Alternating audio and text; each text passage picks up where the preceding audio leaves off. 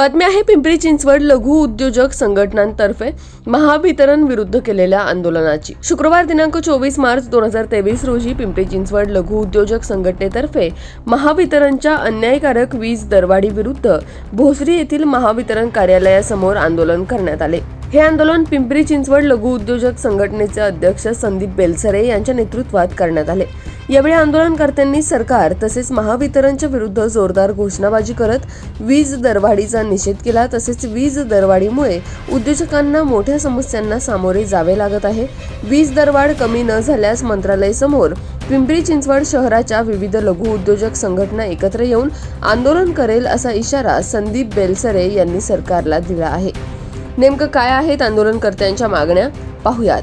याच बातमीचा आढावा घेतला आहे आमचे प्रतिनिधी प्रसन्न तरडे व कॅमेरामॅन भानुदास हिवराडे यांनी। सरकारचं करायचं काय? सरकारचं करायचं काय? वीज दरवाढ रद्द होणार नाही। आता आपण जे आंदोलन केलेलं आहे ती 37% महावितरणनी जे वीज नियामक आयोगाकडे पिटिशन दाखल केलेलं आहे की 37% त्यांना वीज दरवाढ पाहिजे आहे प्रस्तावित जी आहे ती साधारण 60,000 कोटी रुपये आहे 4 वर्षासाठी। तर आपली प्रमुख मागणी आहे की ही जी प्रस्तावित दरवाढ आहे ही त्वरित रद्द करावी आणि महावितरणला जे 60,000 रुपये लागत आहेत ते सरकारने सबसिडी रूपात त्यांना दरवर्षी 15,000 रुपये करून त्यांना द्यावेत आणि हा भार उद्योजकांवर किंवा सामान्य ग्राहकांवर किंवा व्यावसायिकांवर टाकू नये ही आमची प्रमुख मागणी आहे। आणि मागणी मान्य न झाल्यास इथून मागे पण भरपूर आंदोलनं झाली प्रत्येक तालुक्यामध्ये प्रत्येक जिल्ह्यामध्ये महाराष्ट्रामध्ये सगळ्या संघटनांची एक बैठक पण झालेली मुंबईमध्ये।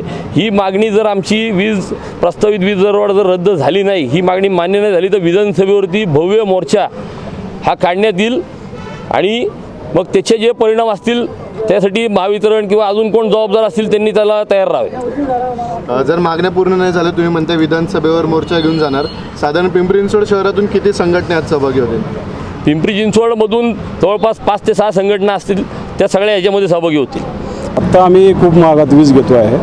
आमचं म्हणणं असं होतं की सरकारला आम्हाला इतर राज्यांच्या तुलनेत वीज दर द्या, तुम्ही प्रायव्हेट कंपन्यांची देणी देण्यासाठी आमच्यावर हा भार कशा करता लागत आहे?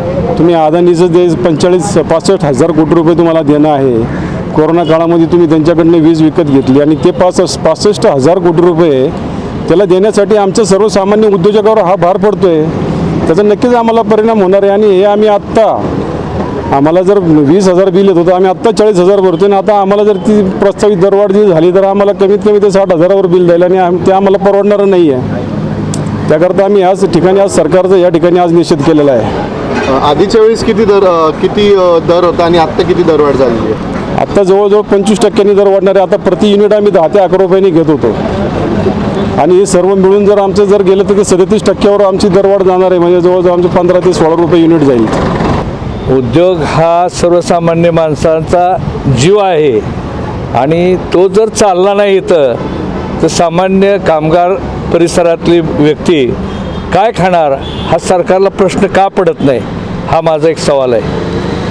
सरकारनं सर्वसामान्य माणसाच्या पोटाच्यासाठी चाललेली ही उद्योगनगरी सुरळीत चालवण्यासाठी नको त्या ठिकाणी रेट वाढवून ठेवणं हे चुकीचं आहे। उद्योजकांची दिशा आता हैराणीच्या अवस्थेत आहे। शेतकऱ्यापेक्षा उद्योजक कंगाल आहे हे आवर्जून सांगतो मी जरी शेतकरी असलो तरी शेतीच्या ह्याच्यातून काहीच मिळत नाही म्हणून उद्योगात शिरलो, उद्योग बी बंद झाला तर खायचं काय हा मोठा प्रश्न तयार झालेला आहे सर्वसामान्य माणसाला।